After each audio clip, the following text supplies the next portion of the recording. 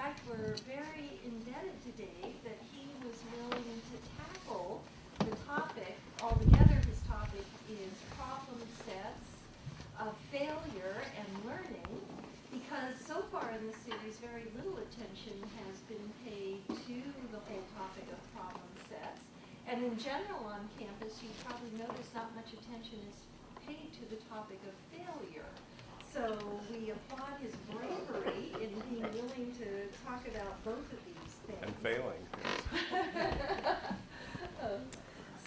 But I do want first to draw your attention to the second and final talk in the series for this year, which will feature for the first time not a Stanford Teaching Award winner, but an award winner from the discipline. And that will be Professor Eric Kuhl of Chemistry, who will talk about how can organic chemistry possibly be interesting, one teacher's answer. And I don't know about you, but I'm burning to know that answer. And I think a lot of students on campus would like to know it too. But I now would like to introduce Professor David, or Dave Freyberg, whom I've had the pleasure of knowing for many, many years as one of Stanford's most dedicated and effective teachers. Dave received an A.B. in Engineering Science, magna cum laude with distinction, and a bachelor's in Environmental Engineering, both from Dartmouth in 1972. For 3 years after that, he went into industry and worked as a project engineer and a project manager in the area of water resources for the Anderson-Nichols and Company. I don't know if Dave's love of water had predated that first job, but in 1975 he left industry and came here to Stanford, finishing first a master's and then a PhD in hydrology, hydraulics, and hydromechanics. And he thereby launched a career dedicated to the study and management of subsurface water under unpredictable circumstances such as arid and semi-arid areas. And I somehow imagine that his concern for modeling and understanding water under these circumstances is not unrelated to the patience and the interest that he has shown in student learning under equally unpredictable and, dare I say, sometimes even semi-arid circumstances. So Dave started as an assistant professor at Stanford in 1980, even before he completed his PhD, and won a prestigious NSF Presidential Young Investigator Award in 1985. In 1988, he accepted an assignment as Associate Dean for undergraduate education in the School of Engineering and was a conscientious and effective student advocate in the Dean's office for the next 4 years. Active in his field as well as on campus, he is past chair of the National Research Council's Water Science and Technology Board, and he is also a co-author of the widely used textbook, Water Resources Engineering. But we've invited him here today for his teaching, which has been recognized by not just one, but 2 major awards, the School of Engineering's Tau Beta Pi Award and the 1994 Bing Fellowship for Teaching Excellence.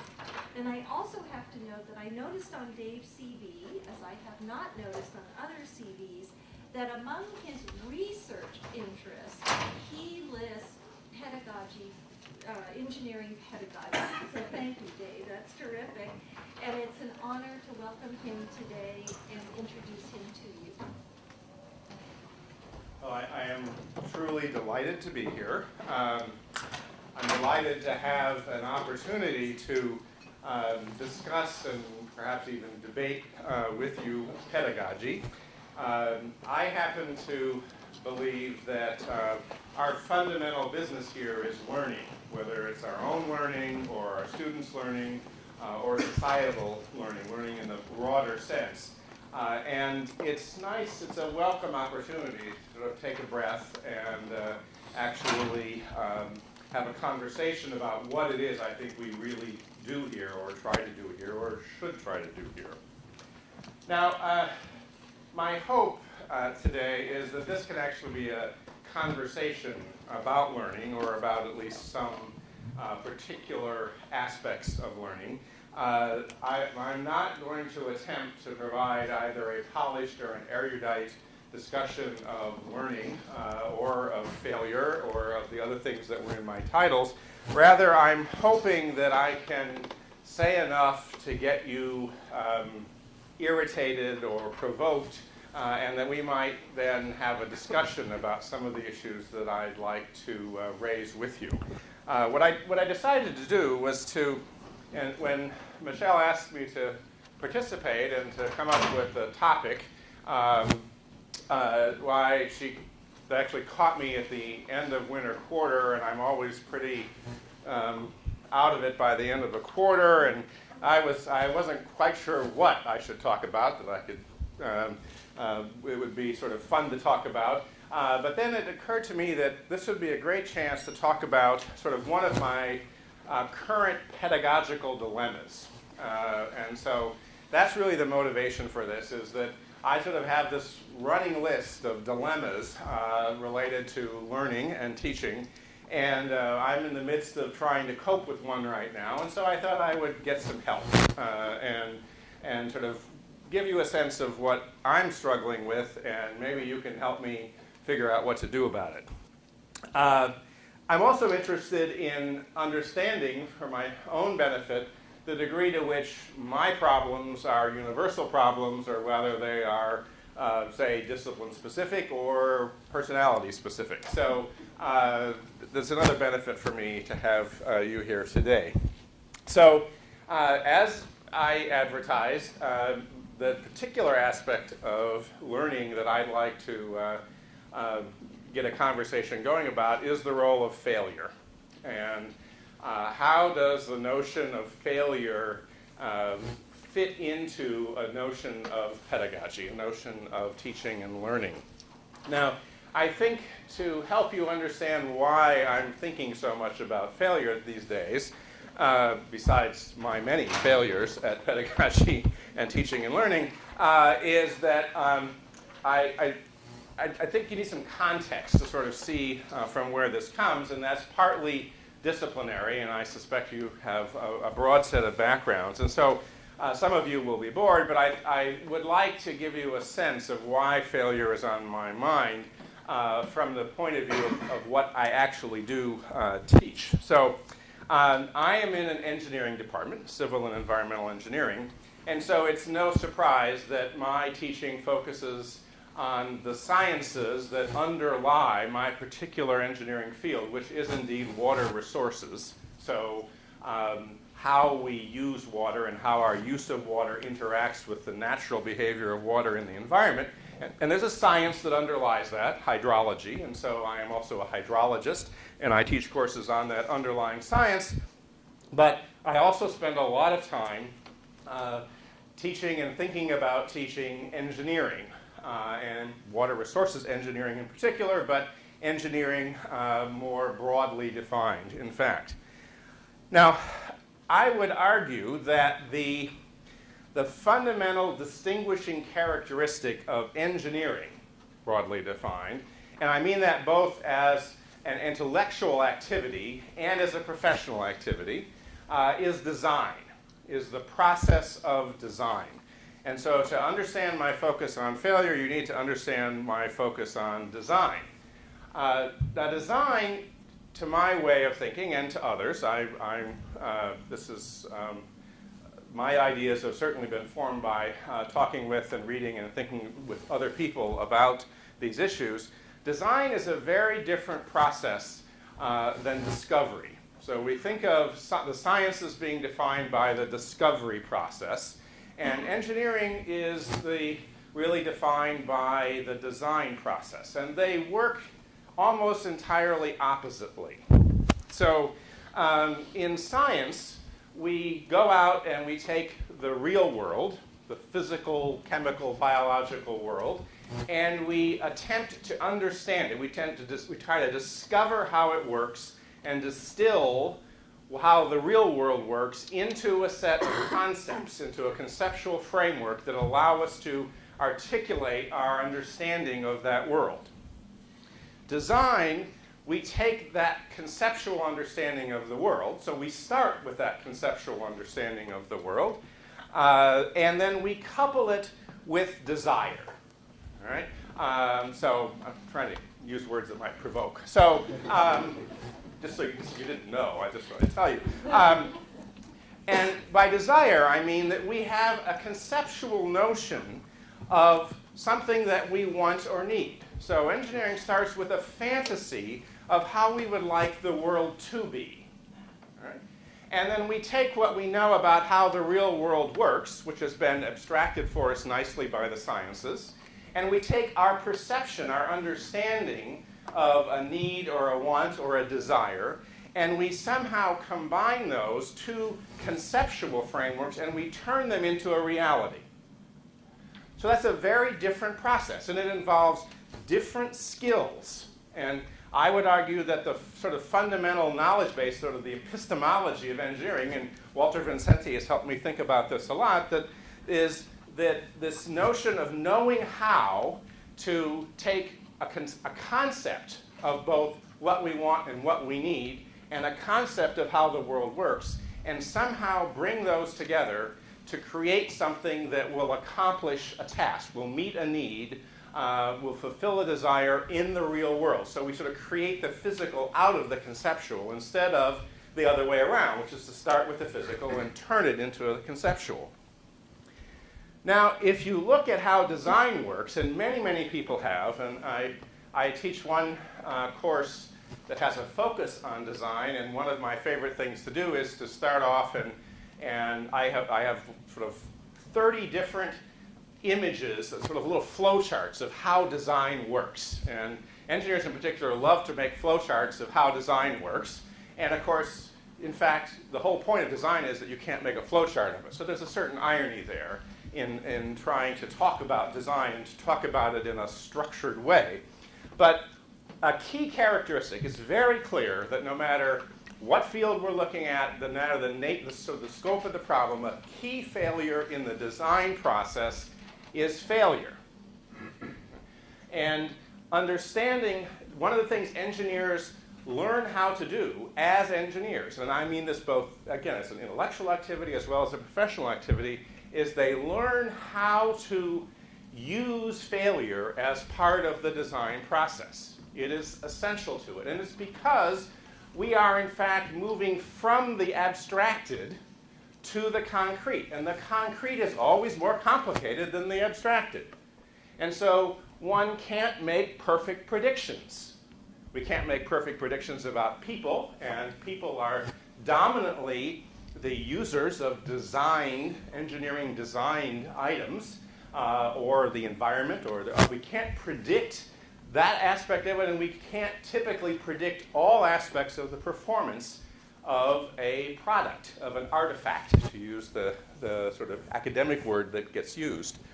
So what engineers learn how to do is how to design and with the concept of failure and testing and experimentation. So there's a set of skills associated with design that are based on this notion that we can't predict perfectly ahead of time. We can't design to an abstract concept and on the first shot end up with the most effective, efficient, optimal artifact. We're going to have to go through some sort of iterative process. So that's why we have R&D. Okay? The D part, which is the part that people have the hardest time understanding. We all sort of have a concept, but this R&D, research and development.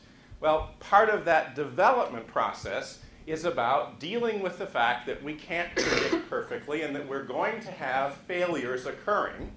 And what we want to do is we want to confine the space in which those failures occur. We would rather not have the failures occur after we've marketed our product and people are using it. We would rather not have, in my business, which is largely public infrastructure, we really don't want dams to fail or bridges to fail or buildings to fail.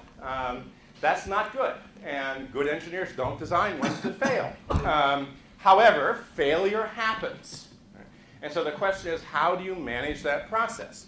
In many cases, there is a cycle that is dependent on these tools that we tend to learn at school, mathematical models, and the idea of prototypes and learning how to do experiments, and the notion of experiments not to discover how the world works, but rather to discover how an artifact performs and how it can be improved or how it can be fixed. That process is the process that we learn as designers. Now, in the public world, there is a pattern that's been observed by a number of people looking at how engineer, in a general way, how designed, the design cycle functions. And I'll use a classic example that many of you probably know about, which is bridge failure. And many of you have probably seen that nifty video of the Tacoma Narrows Bridge, which was a suspension bridge that had finally failed under wind stresses. And it ended up called Galloping Gertie because it looked like this. So imagine the Golden Gate Bridge going like this, and it eventually failed. And that's a good example of this process, the circular process that uses failure as part of the design process. Because typically what we do is we design, and if we know relatively little, because we know failure is a possibility, we build in lots of factors of safety. So we have what would be called a conservative design, because we don't know whether we even understand how something might fail. So we over-design the thing and are as conservative as we can be to keep the thing standing. And that wasn't Galloping Gertie. That was early bridges that were massive structures that are still standing centuries later because they were, in some sense, conservatively designed.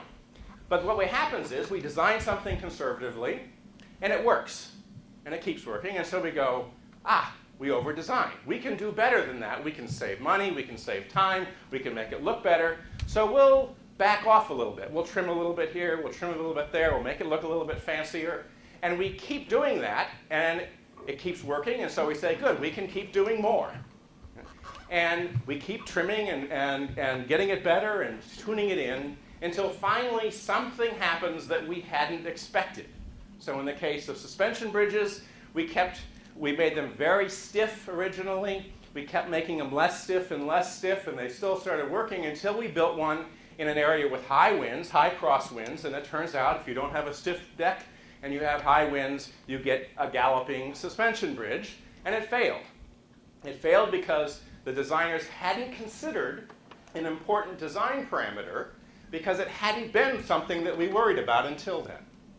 So all of a sudden, all suspension bridges were redesigned. We went back to a conservative design, and now we're trimming back again and sort of going down another avenue of optimizing after having gone through a rather spectacular failure, and a very public failure that fortunately didn't cost a lot of lives. That's not always the case.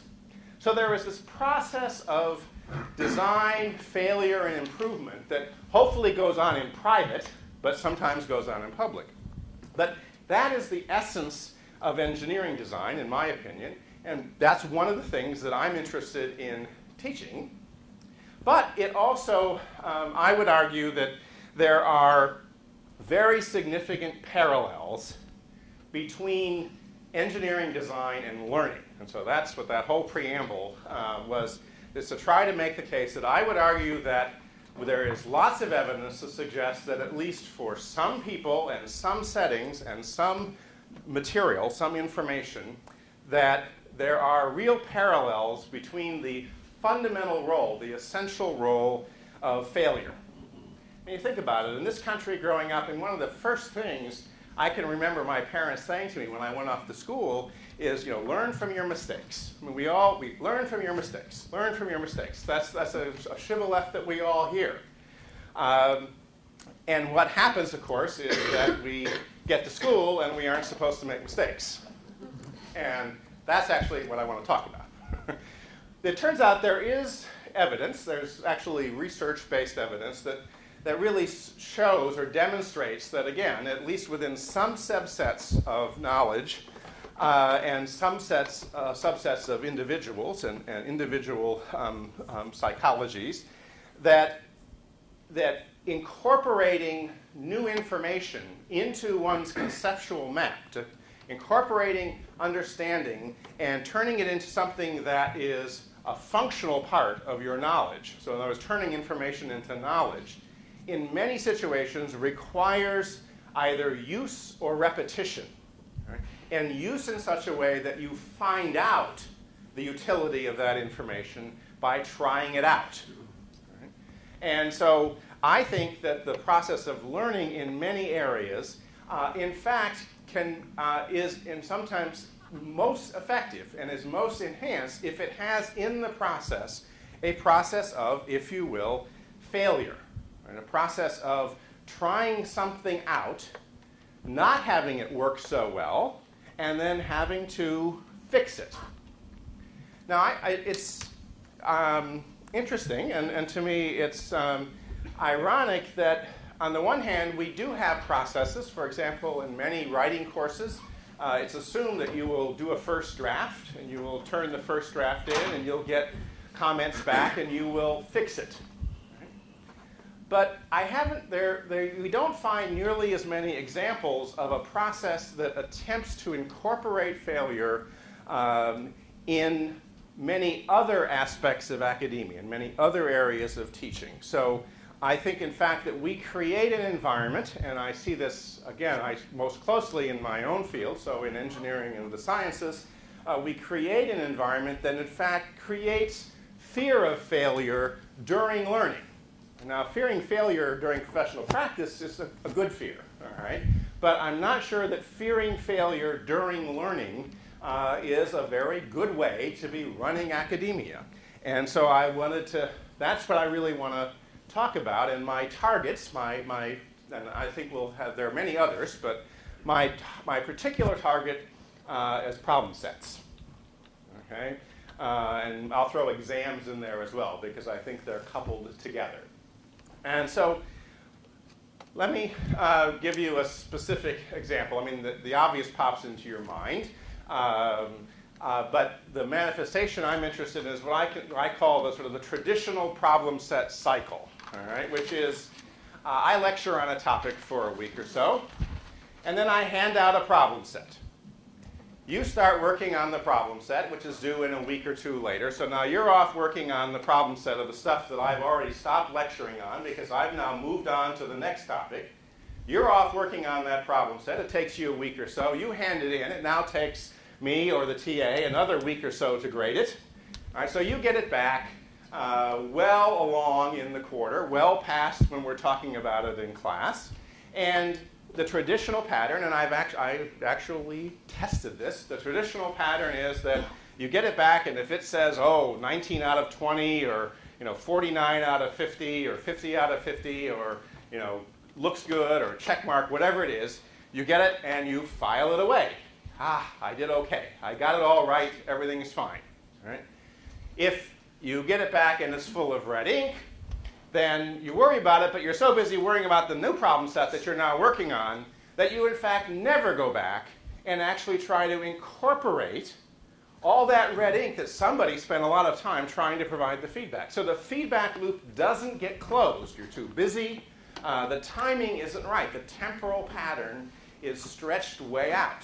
So we create a system in which we either tell you need to get everything right on your problem sets, and if you don't get something right, we know you're not going to look at it anyway because the system is set up so you don't have time to do it. So I'm not convinced that problem sets lead to a lot of learning. They certainly involve repetition, that aspect of learning, but the value that could be obtained by a more iterative process of really trying to use knowledge, not trying to reproduce the example problem in the text, but trying to actually use that knowledge and perhaps not succeeding, but having some way of integrating and feeding back that failure into the educational process would be much, much more effective.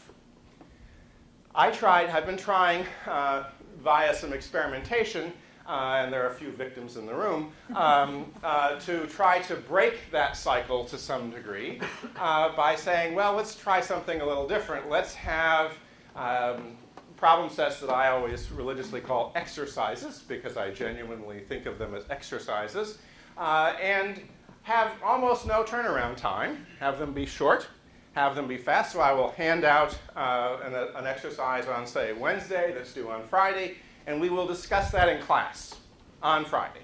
So restructure the classroom time so that there is an immediate discussion of the problem set material, breaking that temporal pattern, and allowing the feedback process to occur while we've just been done talking about it in class. You've just worked out on the problem set, and there it is. So that is one strategy that would attempt to break that pattern that cuts out the failure in learning process.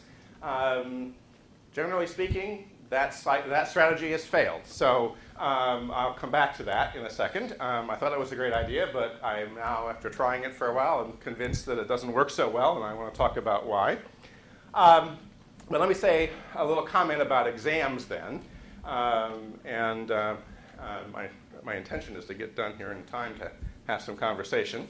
The other piece of this learning puzzle and this failure in feedback is, of course, the role of exams. The instructors in the room know how fulfilling it is to grade a final exam and really try to correct it and give feedback on it, and then realize that the students don't even pick it up the next quarter when they come back. And so there is no feedback loop in most exams. We offer an exam and we use it as a test, right? But it isn't used as part of directly as a learning process in many cases. And again, I think it is this, we create this atmosphere of not failing. One of the interesting things I attempted, or I think it was interesting, but again, I'm not sure it worked, was to establish from the very beginning of the quarter that the final exam would in fact cover exactly the same material that's on the exercises. So the atmosphere, you have exercises, you're free to fail on the exercises. The point is to be able to do better on the final. But you'll see the same thing. So in other words, to try to create a feedback loop that says, okay, focus on these exercises, look at them as exercises, and when you take the exam is going to cover the same material. And that's your chance to have learned from trying once and being able to demonstrate a second time that you have learned from whatever failure may or may not have occurred during the first time through. So, and there are many other ways you can think of to try to integrate exams into the learning process and to better integrate problem sets, but those are two particular ones. And now the part where I get to talk about my failure is that I actually think for the most part those attempts and other attempts I've made to try to deal with this fear of failure have largely failed. And this is where I really need advice, and I would like you to think about this with me a little bit. But let me give you a sense of some of the feedback I get and some of the issues that I think have come up in my attempts, and recognizing that, as always, there are always issues of particular implementations and the way I did it, and I'm not sort of setting this up as a broad generalizable experience, but it has led me to get feedback and to think more and read more about this process to understand why trying to eliminate the fear of failure has failed. Right? At least I'm not afraid of failing. One of them, interestingly enough, there's one interesting pattern that has come out now after several years, and that is an interesting temporal pattern. The kinds of things I've described work very well with first quarter freshmen. Right? They fail miserably with seniors, at least in the courses I teach. Seniors hate them, freshmen love them. That's interesting. You might want to, one can think about why that might be. But it's one reason it tends for me to think that the problem might be here, all right? Not in, we can't blame this on K through 12, all right? Although I have a K through 12 blame coming. But we can't blame it on K through 12 because at least in my very small subsample, all right, no statistical honesty here, just very small subsample, but my experience has been that younger, newer students, if I can get them, and in fact it actually makes a difference between fall and spring, all right, in first year. But if we do this fall quarter freshman year, it seems to work.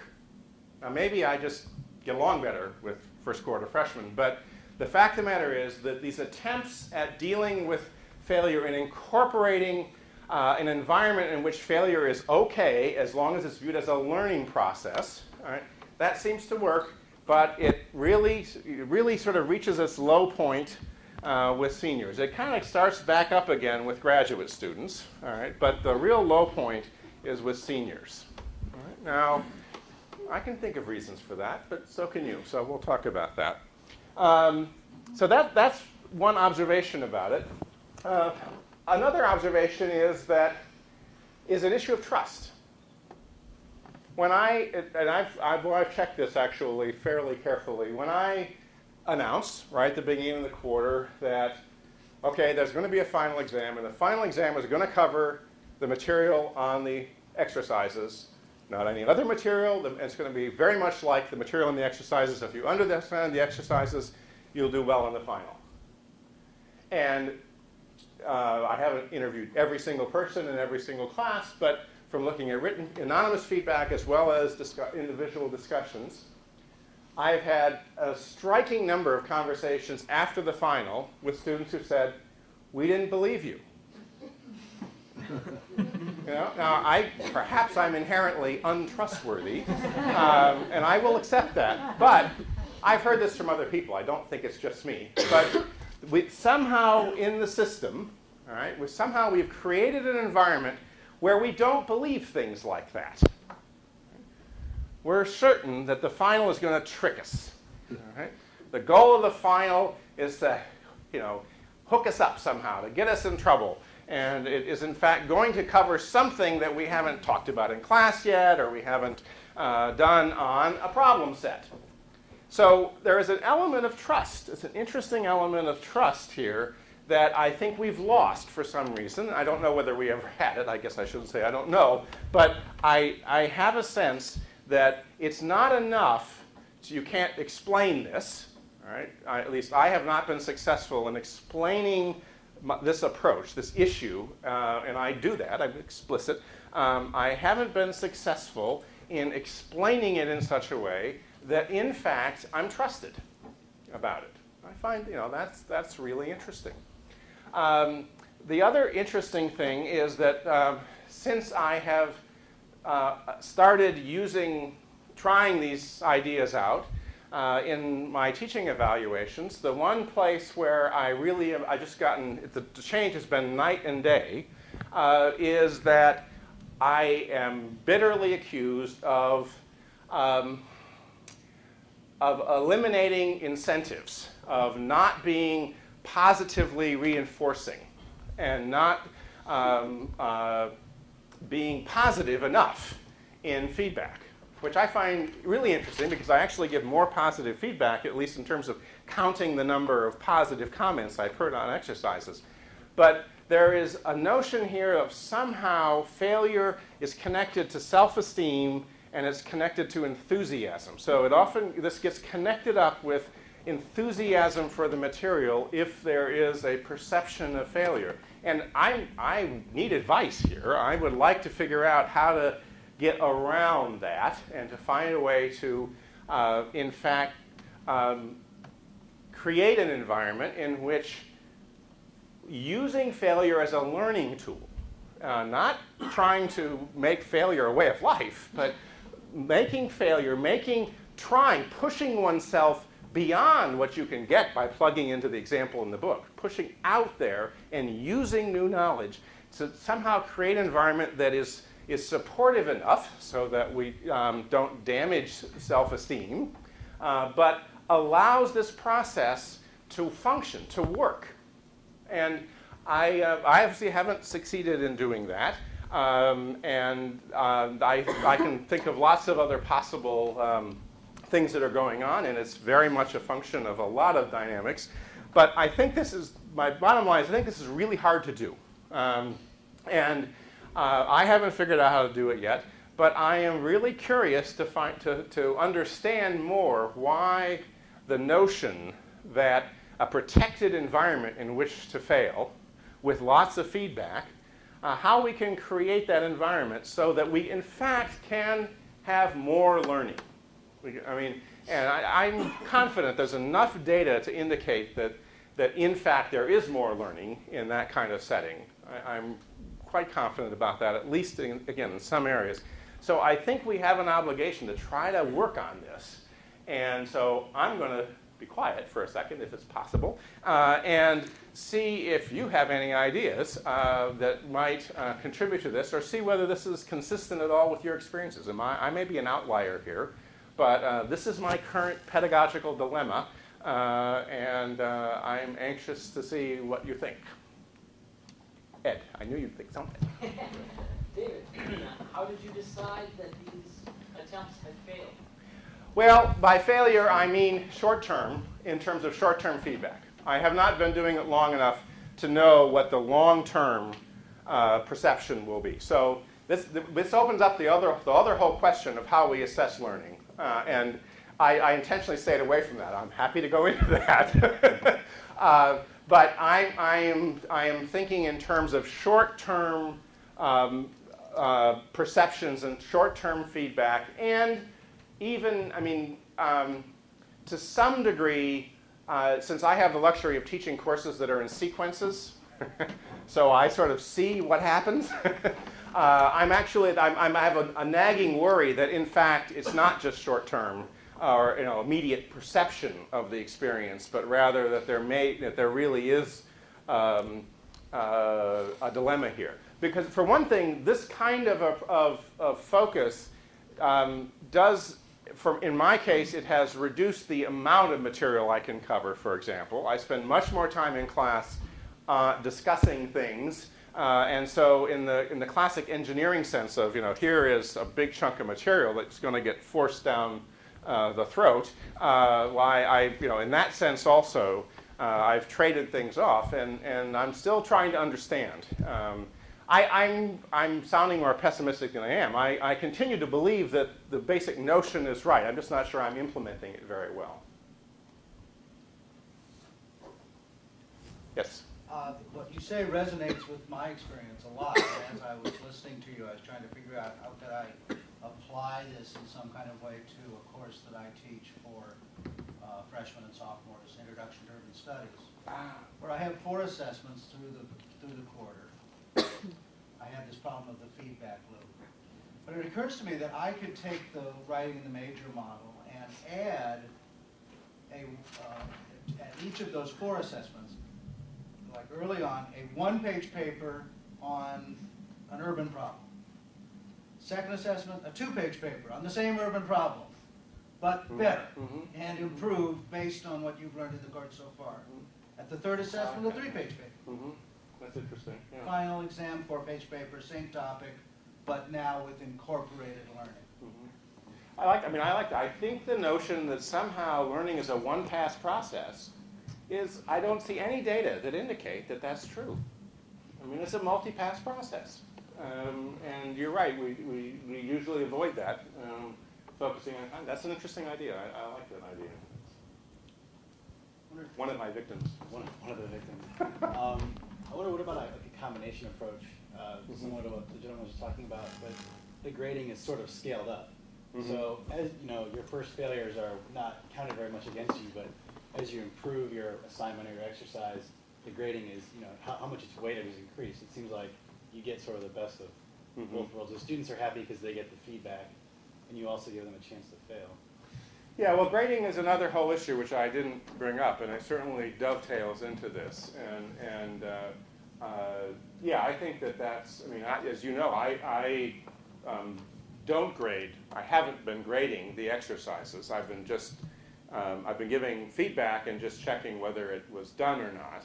Again, I was so anxious to eliminate the fear of a low grade on the first time through that I eliminate grades entirely. I'm not sure that's necessarily the right solution, but that's what I attempted.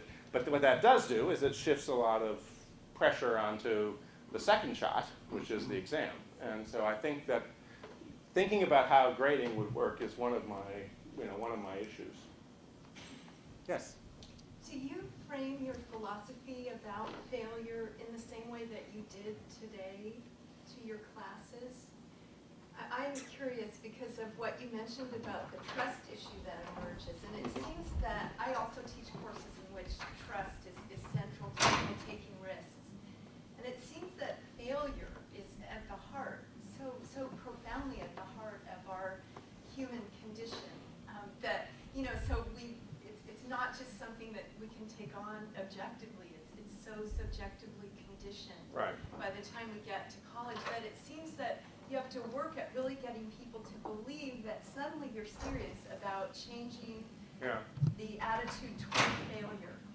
And it goes against, this conditioning of 18 years Right. or 24 Right, and years. that's back to that's my K through 12 complaint. But I think you're right, and one of the difficulties, and it's part. I can also blame the quarter system now. There are a lot of things one can blame here, but it is very, very hard, and it is not something. What I have learned is that in fact this can't be approached intellectually. In other words, I've given variations of this speech both one-on-one and to the group, and I've tried various sort of verbal, intellectual ways to talk about this. And I'm not convinced that it certainly works in some cases, but you're right. It's so individualized and it's such an emotional response that I think it requires a different kind of trust building. And I'm still trying to figure out how to do that within the context of a one-quarter, required senior course in engineering, for example. So I think I mentioned that this works I've had more satisfaction and more sense of success with freshmen, and that from Ed's question about feedback is the freshmen will come back. They come back to me as juniors and seniors, and I do get a sense. I get a little longer term sense at least, and that feedback is very positive. But in those experiences, in a sense, we've started closer to zero, and I think there is a more deliberate attempt. In my case, it's somewhat unconscious, but a more deliberate attempt to come to emotional terms. Whereas I think with seniors, both sides have more built-in emotional barriers established. And it is trickier to figure out how to work around them. I think you're absolutely right. I think just to add to that, Dave, that when you're one person doing this and students are facing a very different situation in their other courses, that it's extremely hard to get them to believe that this one class can be so different.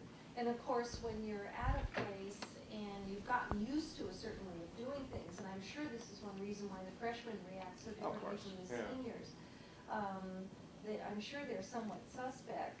But if I could just mention in passing that there was an experiment in Hum Bio with the whole issue of problem sets. And the same students over 3 quarters, because it's a continuous sequence, they had 1 quarter where problem sets were optional, 1 quarter when they were turned in but not graded, and another quarter when they were both turned in and graded. And students did vote for the grading. There's something, I think, again, by the time you spend a year or 2 around here, it's almost like getting paid. You want that return on your investment. Yes. And that's right. Another interesting feedback I get, I'm not from the student, but one of the things that has changed since I've started doing that is that more students think that I'm not working as hard. No, I'm serious. They write little notes saying, he's not grading. And so it's very interesting. It's very interesting. But no, I think you're right. I mean, that was a little flip, but it's true. I do get that feedback. But the grading system is tied into this. There's no question about it. And I'm willing, at the risk of turning this into sort of a circus, but I'm willing to argue that part of this is the fact that the BS, has become commodified. I mean, the bachelor's degree is something that you complete now, and so there is a focus on keeping going, and I think the grading system fits into that as well, and so it is difficult. I mean, but I have a lot to learn, but I'm still not convinced that skipping that process of learning from mistakes is not in the end a problem. Certainly, the feedback, for example, since engineering has associated with it a profession out the end, we get another kind of feedback, which is the feedback from employees of Stanford-educated engineers. And one of the feedback loop there is that the way that gets articulated is that students aren't practical enough.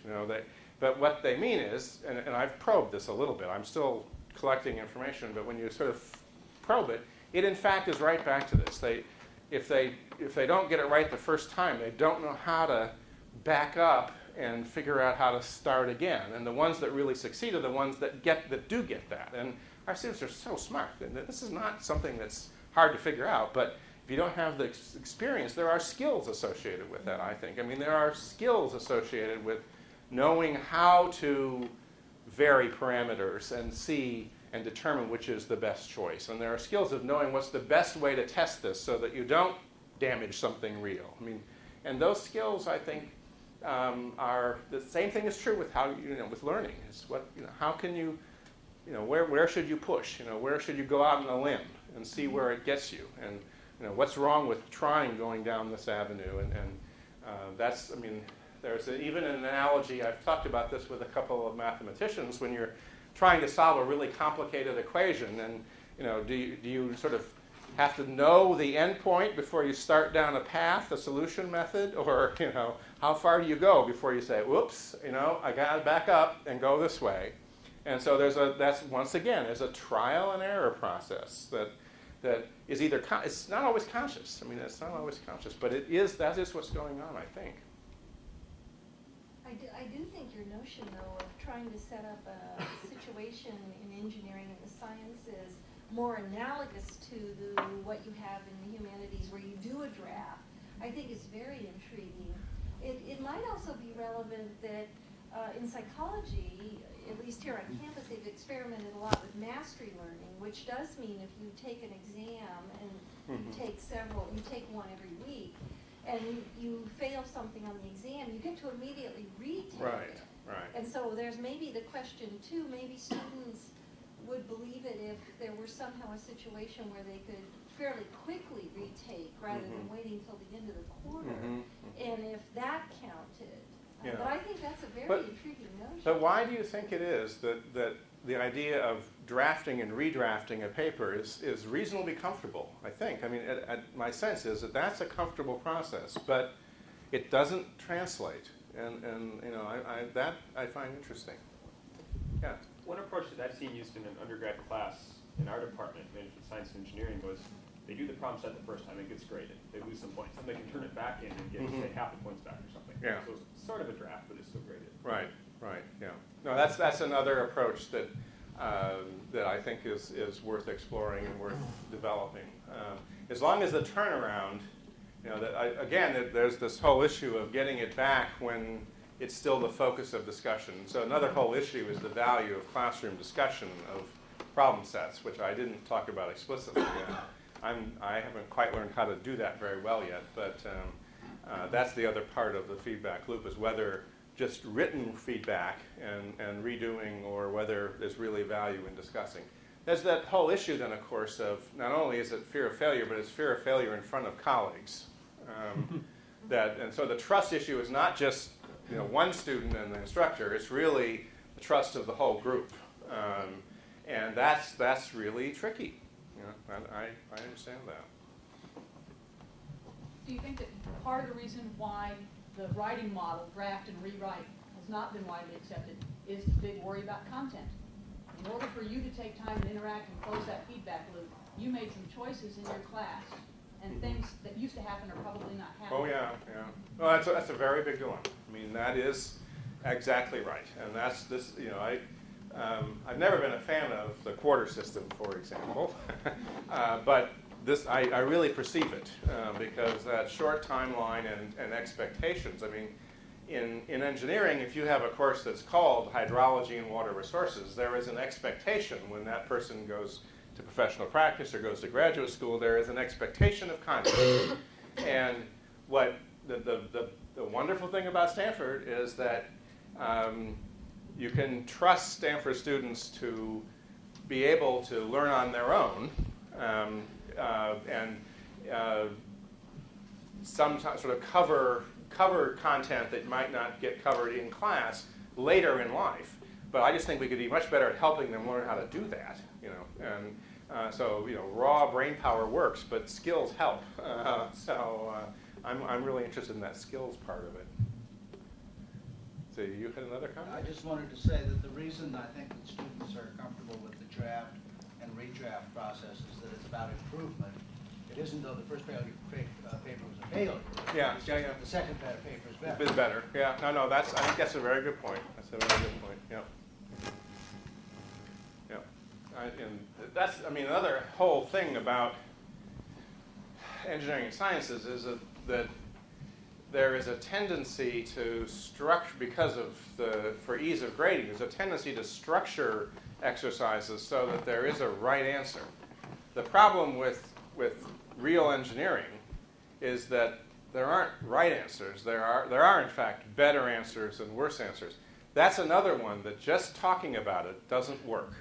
You know, I go through that that song and dance, and it's not one of those things that's easy to deal with as an intellectual concept. But in fact, in spite of all these problem sets in all the physics classes and the math classes and everything else that we take, statics, fluid mechanics, where you do all these problems with right answers, design doesn't have right answers. It has better answers. And so that's why design is fun. I mean, I think that's why everyone should be an engineer. But actually, they should not be an engineer. They should have engineering education. Yes? I think you stumbled into a cultural, generational kind of a shift. I've been suspicious for a long time about this issue, and I asked a whole room full of graduate PhDs in physics one time, which one of you can explain to me what is the meaning of heuristics? And none of them knew what heuristics means, except one British. So it has to do with the fact that people are not in the sciences aware of what their processes are. Yeah, yeah. Murray Gell-Mann was on the book notes recently, and I had to laugh because he said why scientists don't consider the processes that they use. He says, well, the answer is that it's the same reason that birds are not interested in ornithology. All right. No, that's yeah. I actually saw that quote, which is a nice one. But and since I'm a birder, I really paid attention to it. But, yeah, we are. I mean, one of the interesting things about seriously getting after learning as a subject of inquiry is to realize how unself-aware we are about our own intellectual processes and about our own knowledge acquisition and learning. I mean, we are remarkably unaware of how we work. It's worse now. In the medieval era, they made a big thing about inductive and deductive thinking patterns and so on. Right. No, that's right. It just doesn't go on anymore. Yeah. Yes? Well, haven't we moved toward a huge emphasis on product over process, where the point of taking a class is the grade? Yeah. And how it looks like transcript. So the seniors get much more interested in transcript management. Yeah. No, yeah. Very risk averse. Yeah. That's what I mean about commodification. I mean, I agree with you. And I don't want to make it sound as if I'm accusing students of anything. It's just I think that the nature of our society and our economy is such that we in fact have created a set of incentives that really focus, you're right, exactly, on sort of the commodity value of grades. And as standardized testing catches on more and more in primary education, Yeah. this Oh, will yeah. get worse. Oh, we could really have fun with that one. I know, I agree with you. Right? Yeah. Yes. I have sort of struck by two things. One is that Stanford students probably don't have that much experience with failure, and so it's hard to learn how to maneuver after failure. And so I'm sort of like, two ideas came to mind, like, can you construct an exercise where it's so challenging that everyone fails, and then you can have sort of like this outpouring of failure consciousness raising, or give examples, or have a example of you failing in front of them. Have one of your colleagues come in and put you on the spot, where in a place where you don't know and you're uncomfortable and failing. Sure. Yeah. Maybe No, actually, that's very good. And actually, I have several exercises I use, and that's part of the goal. In several classes on the first day, I have, I've used this with freshmen and seniors. I will come in and divide them into groups and give them a pound of spaghetti and some tape, and have them build something. Right? And inevitably, they all fail. I mean, they all fall over. They all, like one of them, you know what a cantilever is? So it's a structure that sticks out. You can hold it down and it sticks out like that. And it's supposed to, the better the cantilever, the longer it is and the farther out it goes.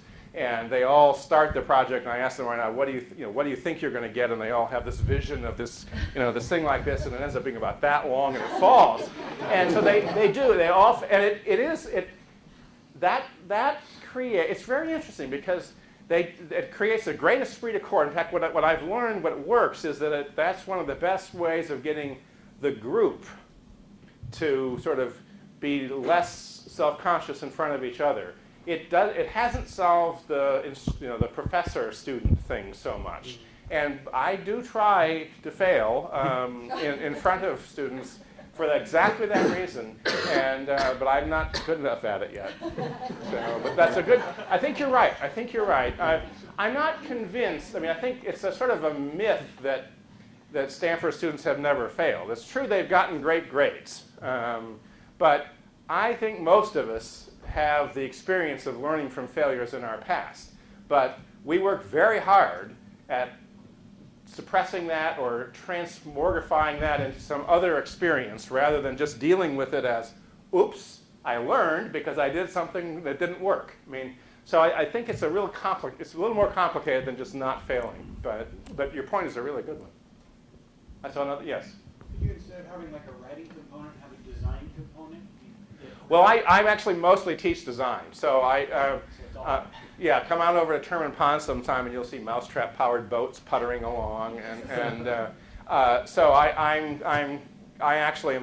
gotten late in my later academic life. I'm really focused much more now on design than I was when I was first starting to teach, where I was teaching more of the science, and so that's good for me because But that's another aspect of why the freshmen work. The whole story is that the freshman class works very well because it's very design-oriented, and we do a lot of these early exercises where they all sort of cope early on, and it ends. Then you can almost make it failure fun. I mean, it gets to the point where when the fifth cantilever fails, then everyone kind of laughs together because geez, yet another one didn't fail, and when one works, then everyone gets all excited and they learn by, well, why did it work? So design, it's easier in design because you have a process that you're mimicking that process, because design can't work without failure. And if you set it up so that they get that, I mean, right now there are students in ME that are designing interesting contraptions on Terman Pond. One of the advantages of having an office in Terman Pond is the favorite place to test all these things. And they're out, believe me, they're out there at all hours of the day and night testing, and it's as part of the design process that seems perfectly appropriate. But turn that into sort of an intellectual mathematical exercise or an intellectual much more confined problem-solving exercise, and all of a sudden failure is not good. So You're right, it's interesting. So we want to end up where an A requires 5 massive failures or more. B is I only would be 3 massive failures. I would be happy with that, but I don't know whether that would get through the Senate. So, good. I like that. Yeah. Yeah. Of course, you got to decide how many times the faculty has to fail, to go with that. But well, it's 1 o'clock. Thank you very much. I appreciate all the feedback.